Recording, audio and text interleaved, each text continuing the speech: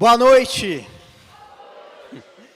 noite de festa, de alegria, que celebração maravilhosa a gente acabou de ter do batismo, e agora a gente vai continuar celebrando a Deus com a palavra. Quem aí está com expectativa no coração para receber da palavra de Deus nessa noite? Amém? A palavra de Deus diz que a sua palavra, a palavra de Deus, ela é viva e eficaz. Ela é poderosa para fazer uma transformação completa na vida de qualquer pessoa. E quem vai falar o coração de cada um de vocês nessa noite, em primeiro lugar, é o Espírito Santo de Deus através da sua palavra. Porque eu posso falar aqui várias palavras, falar bastante, mas se o Espírito Santo de Deus não agir, não tocar no coração, de nada adianta. Por isso eu vou começar fazendo uma oração, para que Deus possa estar falando nessa noite a cada coração. Deus sabe a expectativa que você tinha quando entrou aqui. Deus sabe a sua necessidade, aquilo que você está precisando. E tenho certeza que Ele falará o coração de cada pessoa aqui nessa noite. Amém? Pai querido, que cada coração aqui nessa noite possa ser um solo fértil para receber a semente da Tua palavra, Pai. Em nome de Jesus Cristo, que cada coração, cada mente esteja atenta para receber, através do Teu Espírito Santo, um alimento fresco, um alimento novo nessa noite. Que o Senhor possa nessa noite fazer transformações, mudar vidas, mudar destinos e rumos de pessoas aqui nessa noite. É o que nós pedimos e já te agradecemos em nome de Jesus. Amém. A gente está nessa noite começando uma série que tem o título Inquebrável. Essa série foi inspirada na carta que Paulo escreveu a Timóteo, a segunda carta de Paulo a Timóteo. E nessa carta, muitos teólogos dizem que essa carta seria o equivalente a um testamento de Paulo. O que você diria para sua família, para um filho, uma filha, um pai, uma mãe, se você soubesse que essas seriam as suas últimas palavras? É difícil, né, às vezes escrever, o que eu vou falar, eu sei que eu vou morrer, está chegando a minha hora, e eu preciso escrever uma carta. E Paulo escreveu a carta na segunda carta que ele escreveu a Timóteo. E em 2 Timóteo 4, 7, Paulo vai dizendo assim, olha, eu lutei o bom combate. Fazendo uma comparação à vida de um guerreiro. Eu lutei o bom combate, terminei a corrida e permaneci fiel. Já pensou, né, que bonito, que honra você poder dizer assim, olha, eu lutei o combate. Eu terminei a corrida e eu permaneci fiel. Eu não fui infiel, eu tinha um chamado, um mandato de Deus, uma ordem, e eu fui fiel ao chamado de Deus para a minha vida. E Paulo está escrevendo isso num momento difícil para ele estava preso, sabendo que em breve ele morreria. Ele podia estar cheio de medo, diante do que esperava por ele, diante do castigo, do sofrimento, da morte que ele enfrentaria, mas ele estava em paz.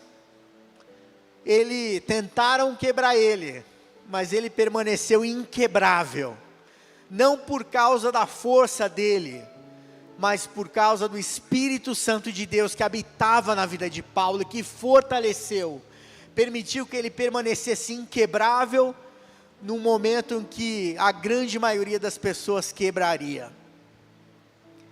Eu li recentemente um livro, o livro em inglês tem um título que chama Unbroken, que significa inquebrável, e foi escrito contando a história de um homem chamado Louis Zamperini.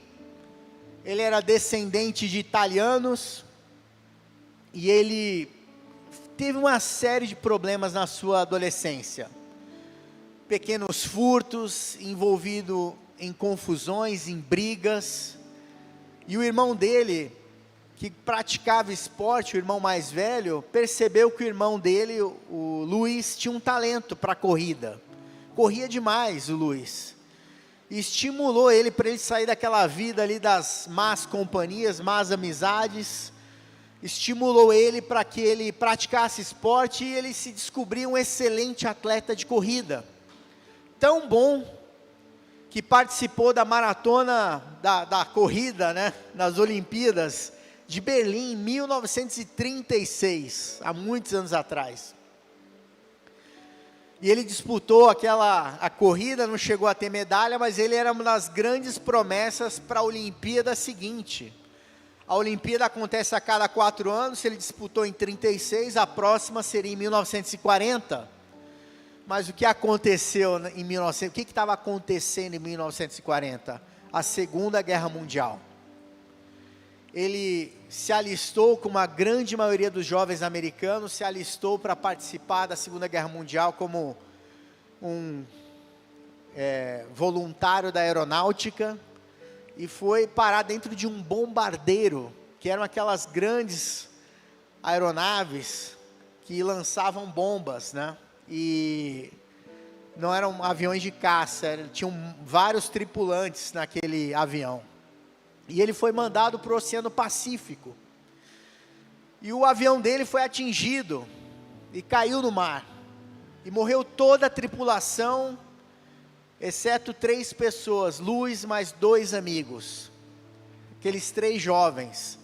E durante 47 dias, eles ficaram presos numa boia, à deriva, no mar aberto, com muitos medos. Medos de morrer por falta de água, insolação, tubarões. E finalmente, quando conseguiram chegar em terra, felizes, achando conseguimos sobreviver, eles foram capturados pelo exército japonês, e ele começou uma fase nova na vida de Luiz. Ele foi uma das pessoas mais perseguidas naquele campo de concentração, justamente porque ele tinha uma característica de desafiar ali, né, de enfrentar os torturadores, os captores dele. E durante muitos meses, mais de 1 ano, ele foi sendo torturado, ficou ali até o final da guerra.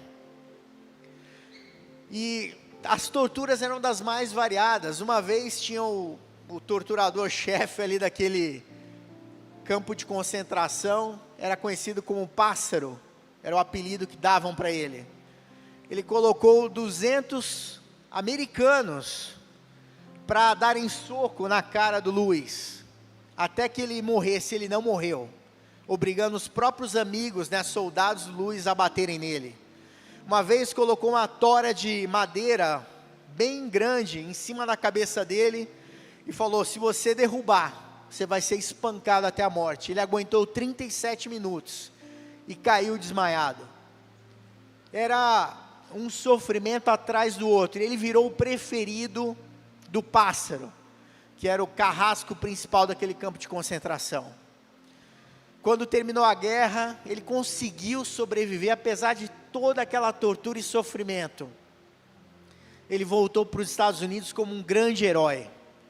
Ganhou a medalha de honra e viajou para vários estados americanos, onde contava a história dele, mas no fundo, quando ele ia dormir, ele mal conseguia dormir, com medo, com depressão, com angústia no coração. Ele se afundou no álcool, porque ele não conseguia deixar para trás o medo, o ódio, a raiva que ele tinha daquelas pessoas, daqueles torturadores que fizeram tão mal para ele durante tanto tempo. 4 anos depois do final da Segunda Guerra Mundial, em 1949, um pastor vai até a cidade onde Luiz morava, um pastor chamado Billy Graham, e fez uma pregação, trouxe uma mensagem numa cruzada evangelística, e ele aceitou, entregou a sua vida a Jesus Cristo naquela noite. E Deus fez o milagre de tirar o medo que angustiava, que tanto mal fazia para o Luiz, porque ele tinha sobrevivido, mas o medo não tinha ido embora. Mas quando ele entrega a sua vida a Jesus Cristo, o Espírito Santo de Deus fez uma transformação completa na vida de Luiz, que nenhum médico, nenhum psicólogo, nenhum tipo de tratamento jamais faria, porque foi algo sobrenatural. E ele volta para o Japão, porque agora os soldados japoneses eram prisioneiros dos americanos em próprio solo japonês. Levou algum tempo, eles iam soltando, buscavam criminosos de guerra, e ele vai para o Japão, com o intérprete, começa a falar do amor de Jesus, naquele campo de concentração no Japão. E ele encontrou torturadores que fizeram mal para ele, falou: eu te perdoo, eu não tenho mais medo, Jesus Cristo me libertou. Esse tipo de perdão, ou de libertação de medo, só Jesus pode fazer. E Paulo, quando estava enfrentando a face da morte, nos últimos dias de vida dele, ele falou: olha, ele não ficou se lamentando o que eu perdi, as oportunidades que eu deixei de ter, o medo que eu podia estar enfrentando, não, ele combati o bom combate, terminei a corrida, permaneci fiel. E lá em 2 Timóteo capítulo 1, versículo 7, tem um versículo que vai ser o versículo chave da mensagem de hoje, que tem o título Poder contra o Medo, que diz assim: pois Deus não nos deu um espírito que produz medo, temor, algumas versões dizem medo, outras temor, e covardia, mas sim que nos dá poder, amor e autocontrole. O que Jesus, o que o Espírito Santo de Deus nos dá é o contrário do medo, é poder, amor e autocontrole. Ele não nos dá medo. Tem gente que morre de medo de Deus. A gente precisa ser temente a Deus, mas não é um temor do tipo de você querer se esconder da presença dEle, porque Ele te ama, Ele quer o melhor para a sua vida. Você pode se achegar a Ele com os braços abertos, porque Deus te ama. Mas tem gente, por causa do pecado, por causa desse medo que às vezes o inimigo coloca no coração, elas querem ficar distantes de Deus, com medo da presença de Deus. A gente às vezes tem medo de falhar, medo de fracasso, medo de mudar de emprego, medo de abrir uma empresa nova, medo de um novo relacionamento, às vezes medo de uma situação diferente. Quantos medos nos cercam? A gente tem medos que fazem parte da natureza humana, como por exemplo, você escuta uma grande explosão, vem aquela adrenalina, você toma um susto, seu corpo reage, para você ter uma reação de defesa diante de uma situação de perigo. Isso é o medo natural. Mas às vezes a gente é tão tomado pelo medo, que entra no nosso coração um medo irracional. É um medo que não se justifica, que não explica. Às vezes você tem medo de disparar o botão do e-mail, para mandar um e-mail para uma pessoa, para dar uma notícia ruim. Às vezes você tem medo de ligar para uma pessoa, para pedir perdão. O que ela vai dizer, o que vão pensar. Às vezes você tem medo de enfrentar o seu passado, no sentido de dizer: poxa, eu fiz coisas que eu não deveria ter feito, e preciso me reconciliar com certas pessoas. E o medo paralisa, o medo faz com que a gente não consiga dar um passo para frente. Eu vi outro dia um vídeo de fazendeiros que capturam javalis, que vão atacar as lavouras, de milho, de soja, e cai aquela armadilha num círculo, de ferro, e os javalizinhos filhotes desmaiam, paralisam quando cai aquela grade, porque é um medo instintivo, e a gente às vezes está igual a esses filhotes de javali, diante do perigo a gente paralisa, a gente não consegue dar um passo para o lado, para frente, para lugar nenhum, porque a gente fica paralisado pelo medo. Primeiro ponto que eu quero falar nessa noite é: o medo, ele é enganoso. A Bíblia fala que o diabo, ele é o pai da mentira. A Bíblia fala também que ele veio para matar, roubar e destruir. E Jesus disse: eu vim para que tenham vida e vida em abundância. Enquanto o inimigo quer encher a sua cabeça de mentiras, de enganações, Deus quer te trazer paz e alegria. O inimigo usa o medo para te paralisar. O medo é enganoso, faz com que você crie uma situação muito maior do que ela é. A primeira parte de 1 Timóteo 1,7 diz assim: pois Deus não nos deu um espírito que produz medo, temor e covardia. Quando nós reconhecemos ao Senhor Jesus Cristo como Senhor e Salvador das nossas vidas, a Bíblia fala que o Espírito Santo de Deus começa a habitar nas nossas vidas, e o Espírito Santo de Deus coloca em nós coragem, fé, para enfrentar os nossos medos. Por isso que nessa passagem Paulo está dizendo: Deus não nos deu um espírito que produz temor e covardia, medo. O medo, ele distorce a nossa visão espiritual, como nós enxergamos as coisas, como você enxerga o seu Deus.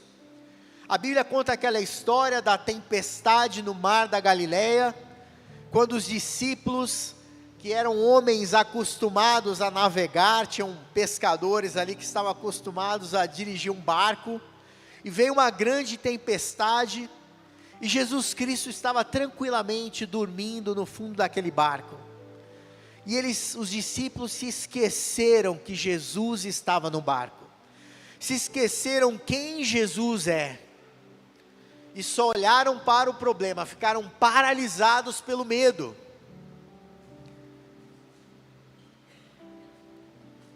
Mas se Jesus está no barco, você não precisa ter medo. Se você sabe que Jesus é o Senhor da sua vida, você não precisa ter medo.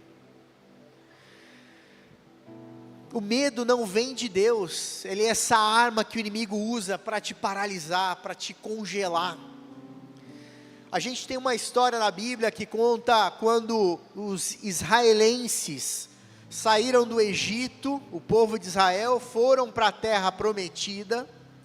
E quando a gente fala terra prometida, a gente já imagina lugar perfeito, é quase um céu aqui na terra, mas a promessa de Deus era para aquele lugar, e eles iam ter muitos desafios e obstáculos para colocar os dois pés na terra prometida. Você pode ter sonhos no seu coração, de um dia chegar numa terra prometida, que para você pode ser uma casa própria, pode ser um emprego novo, uma carreira. E quantos medos tentam te afastar desse projeto, desse objetivo? Quantas coisas que têm te paralisado para que você não avance na direção daquilo que Deus tem reservado, tem de propósito para a sua vida. E aquele povo de Israel estava chegando na terra prometida, e antes de entrar lá, Josué, que estava liderando o povo, Moisés, manda Josué, Caleb e outros 10 para espiar a terra prometida. Eles eram espiões, eles entraram, visitaram o máximo possível de lugares naquela nova terra, e 10 dos espiões voltaram e só viram problema, sentiram muito medo. Naquela terra tem homens gigantes, homens acostumados a batalhas, a lutas, a guerras, só trouxeram notícia ruim, encheram o povo de mais medo. E aí 2 daqueles homens, Josué e Caleb, falaram: a terra é uma terra que mana leite e mel. Olha o tamanho da uva que a gente trouxe de lá, olha o que tem lá, só contaram coisas boas. Você viu a perspectiva? O medo é enganoso. É como se você tivesse uma lente no seu óculos, uma lente embaçada, que só faz você enxergar problema, dificuldade, obstáculo. Mas quando você está fortalecido em Deus, com fé no seu coração, Ele vai te capacitar a ver saída, a ver oportunidade, a ver solução em Deus. E não só ficar vendo problemas e desafios pela frente. Os desafios vão existir, mas com Jesus Cristo no barco, tudo vai bem. Com Jesus no barco, as coisas vão na direção que Ele tem planejado e feito um propósito para cada um de vocês. O segundo ponto que eu quero falar é: Deus nos dá poder para avançar mesmo com medo. Não é pecado você ter medo.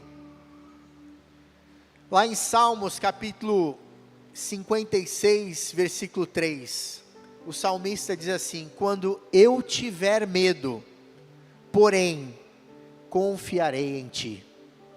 Ele não está dizendo assim: eu estou imune de medo, eu nunca vou ter medo. Ter medo não é pecado. Agora você ficar sendo consumido pelo medo, paralisado pelo medo, começa a entrar na seara do pecado. Por quê? Você não está confiando em Deus, porque você está confiando mais no seu esforço próprio, olhando mais para as circunstâncias, do que olhando para o poder sobrenatural de Deus, que é capaz de resolver qualquer problema, de superar qualquer obstáculo. Então a gente precisa poder para avançar. É o que 2 Timóteo 1,7, a segunda parte diz: mas sim que nos dá poder. Não é um espírito que nos dá medo, mas sim que dá poder. Poder para crescer, para avançar, para seguir em frente. Se cada desafio e obstáculo que a gente enfrenta, a gente começar a falar: Deus, eu te agradeço por essa situação tão difícil, porque ela é uma oportunidade da minha fé ser testada, é uma oportunidade de eu crescer em Cristo Jesus, é uma oportunidade de eu sair depois lá na frente mais fortalecido. E não tem problema nenhum você abrir o seu coração para Deus e dizer: Deus, eu estou com medo, porque eu sou fraco, eu sou falho, eu sou imperfeito, mas Deus me fortalece, tira todo o medo do meu coração, tira todo o estado de paralisia, de inação, né? A pessoa fica travada, congelada. Deus me ajuda a enfrentar os meus medos. Deus vem comigo, vai na minha frente, me ajuda a enfrentar.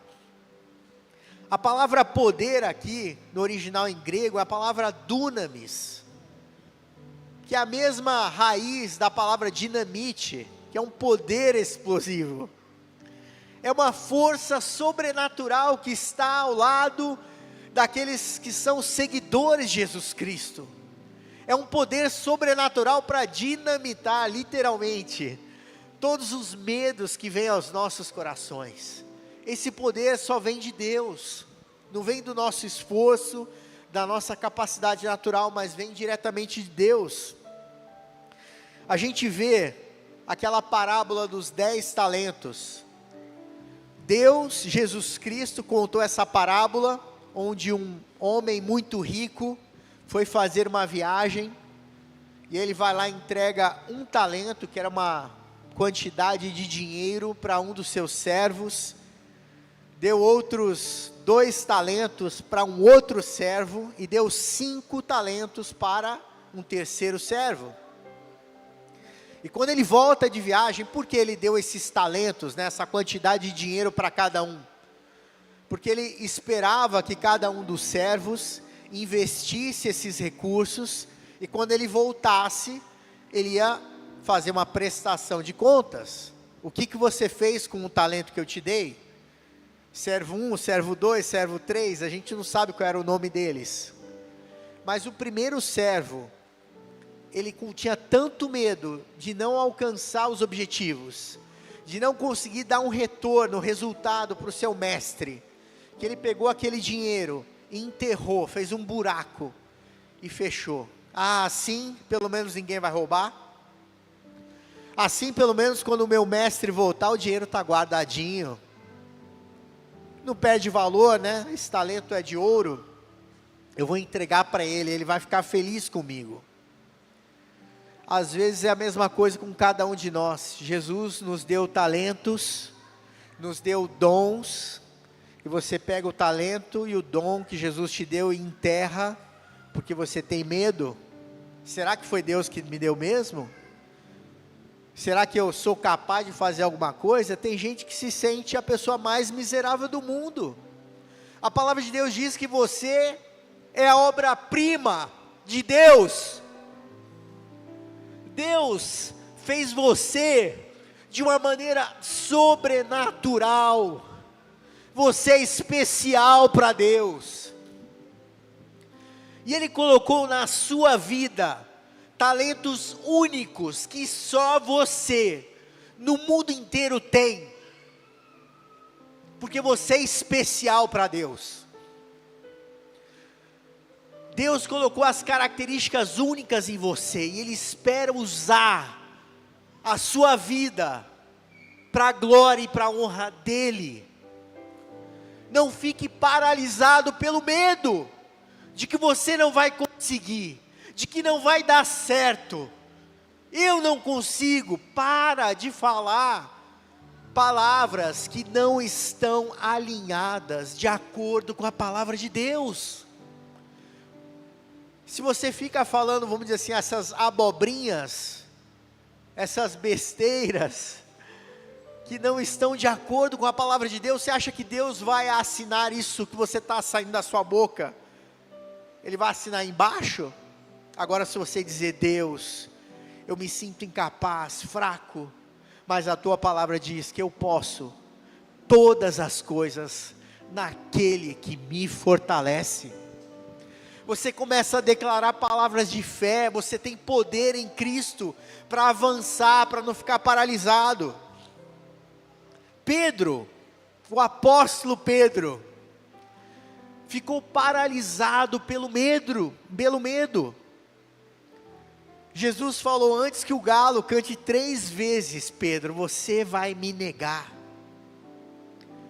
Você vai me negar 3 vezes. E Pedro negou. Por que Pedro negou a Jesus Cristo? Porque ele estava com medo de morrer. Se ele dissesse: sim, eu sou servo, eu sou seguidor de Jesus Cristo, poderiam matar ele. E com medo, ele resolveu negar Jesus Cristo. Mas depois que Jesus Cristo morreu e ressuscitou, a Bíblia diz que Pedro foi cheio do Espírito Santo de Deus. É o mesmo Espírito Santo de Deus que habita nas nossas vidas. Esse poder sobrenatural, esse dunamis que habita em cada um de nós, que cremos que Jesus Cristo é o nosso Senhor e Salvador. E Pedro, ele vai na frente de uma multidão, milhares de pessoas, publicamente, sem medo nenhum, e começou a anunciar o Evangelho, dizendo: Jesus Cristo é o Filho do Deus vivo. E ele poderia ser morto por estar anunciando a Jesus Cristo naquele momento, mas ele tinha sido transformado. Ele não tinha mais medo de professar, de confessar a sua fé em Jesus Cristo. Terceiro ponto que eu quero falar: o texto diz que Deus não nos deu um espírito de medo, de temor e covardia, mas de poder, amor e autocontrole. Eu quero falar aqui do amor, o amor que liberta.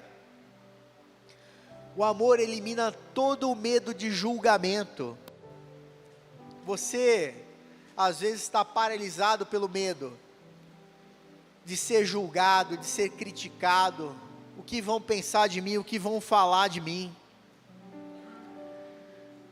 A gente, por causa do medo, a gente às vezes só olha para nós mesmos e paramos de olhar para o próximo, para as pessoas que estão ao nosso redor.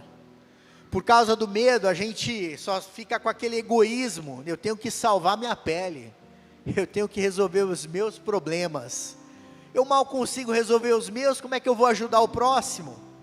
Vem essa mentalidade, né, esse pensamento. Mas nós fomos chamados para amar as pessoas sem medo, sem julgamento. Só quem julga as pessoas é Deus. Só Ele pode julgar as pessoas. Lá em 1 João 4,18, e João é conhecido como o apóstolo do amor, ele escreveu assim: esse amor, que é um amor de Deus, não tem medo, pois o perfeito amor afasta todo medo. Se temos ainda medo, se temos medo, é porque tememos o castigo. Isso mostra que ainda não experimentamos plenamente o amor. Eu já falei aqui algumas vezes de um pregador que dizia: Deus, se eu estou te seguindo com medo de ir para o inferno, lança-me lá. Porque ele queria dizer o seguinte: olha, Deus, eu quero te servir porque eu te amo, não com medo de ir para o inferno, não com medo de ser castigado. Aquelas pessoas que só enxergam Deus como um carrasco, como uma pessoa que só traz juízo. Deus traz sim juízo, mas Ele também é um Deus de amor, é um Deus que te ama, que quer que você esteja próximo dEle. Então João está dizendo isso. Se ainda temos medo, se temos medo é porque tememos o castigo. Isso mostra que ainda não experimentamos plenamente o amor. Quando a gente vê, a Bíblia conta a história de Davi, o rei Davi.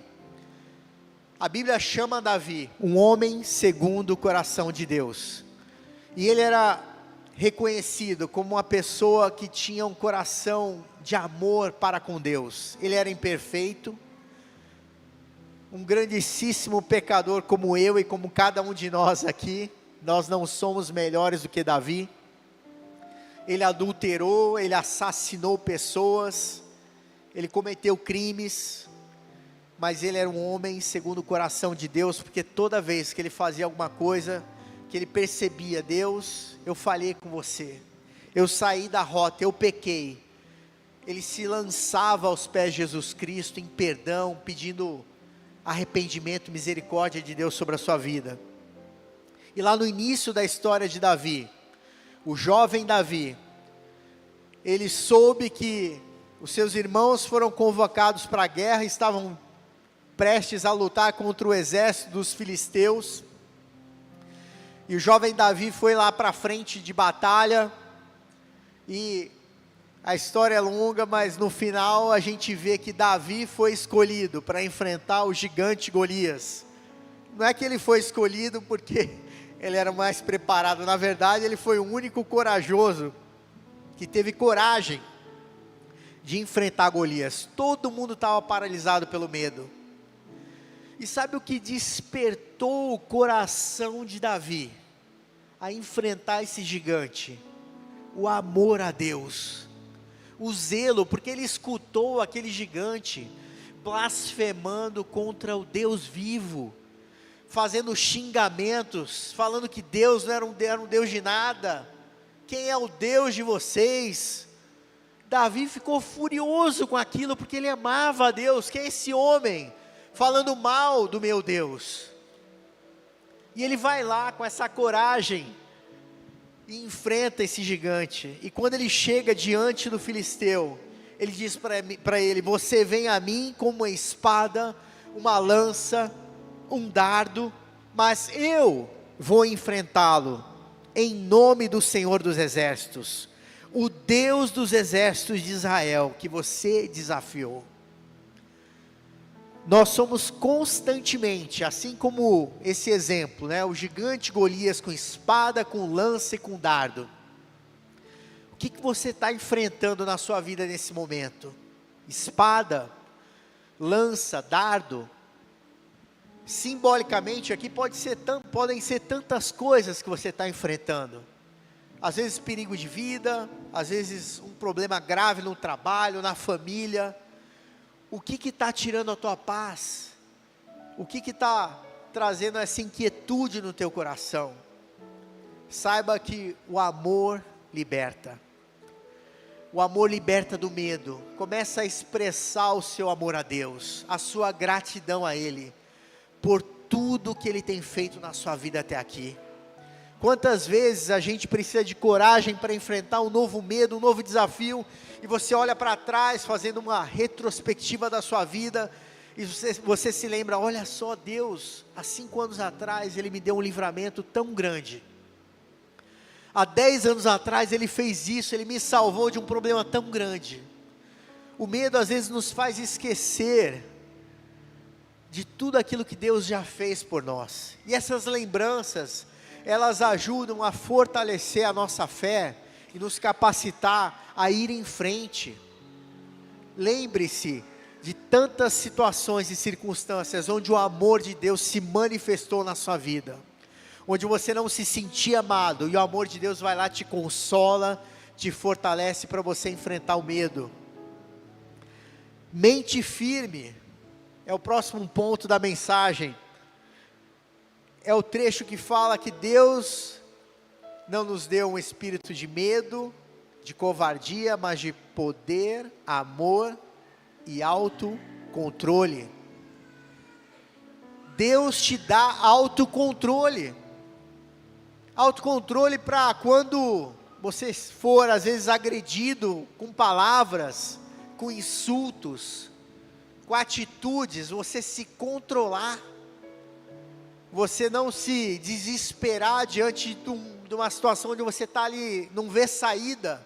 Deus é a sua saída, Ele é socorro bem presente no dia da angústia, Ele é aquele que nos livra, livrou-me de todos os meus temores, nenhum temor ficou ainda presente. O salmista diz: Deus livrou-me de todos os meus temores, cada um deles.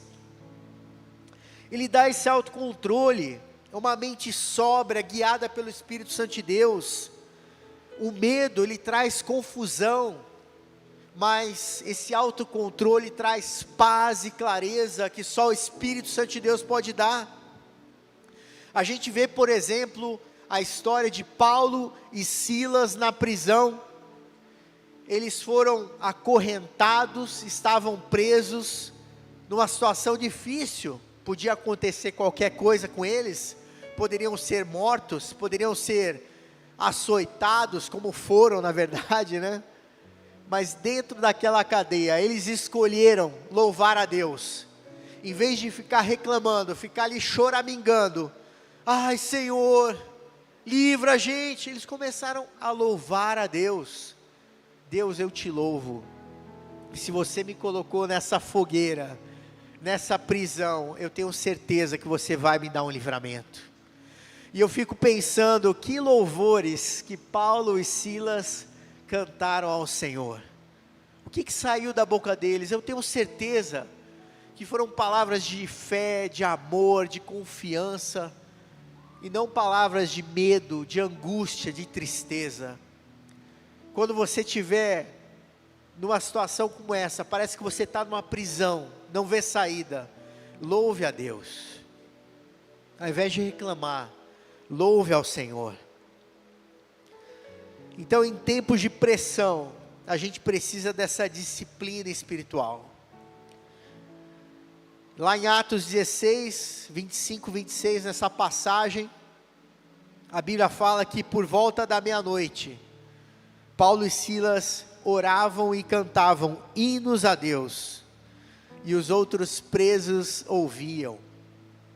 Quando você está passando por problemas, diante de medo, o que as pessoas escutam de você? Tinham presos naquela prisão junto com Paulo e Silas, que estavam escutando a voz deles, louvando a Deus, e eu fico imaginando eles, o que eles deviam estar dizendo? Esses caras são loucos, estão presos, acorrentados, e ficam louvando a Deus, estão malucos. As pessoas às vezes podem te achar maluca ou malucos, mas é melhor agradar a Deus do que agradar aos homens. É melhor louvar a Deus numa situação de problema do que ficar com cara triste, amargurada, paralisado pelo medo.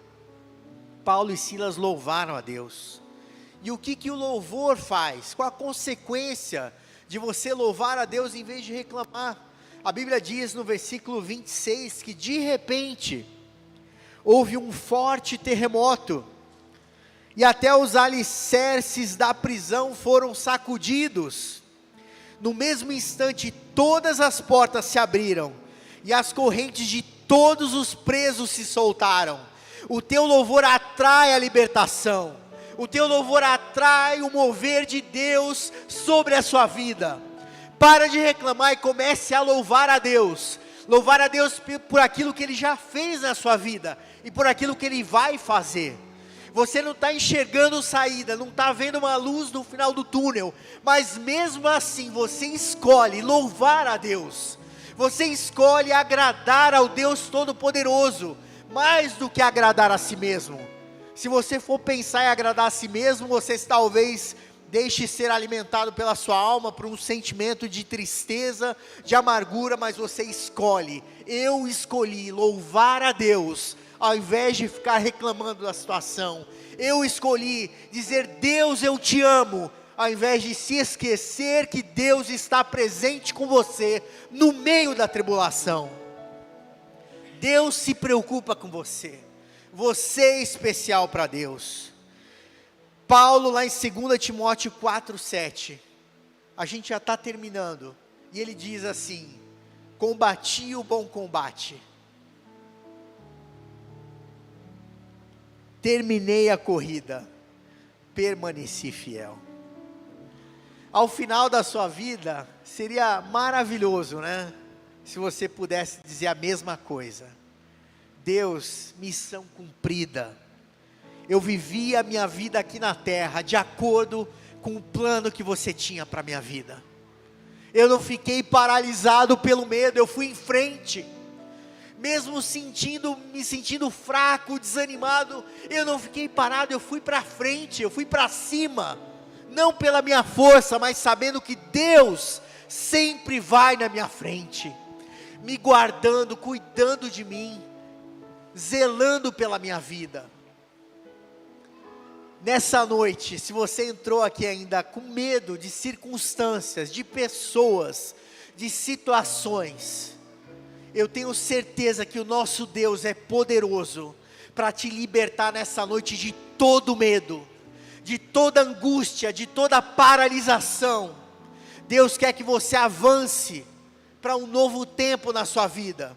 Chega de ficar congelado, parado, angustiado. Louve a Deus, glorifique o nome dEle, fique perto de Deus, porque com Jesus Cristo no barco, tudo vai bem. Vamos nos colocar em pé.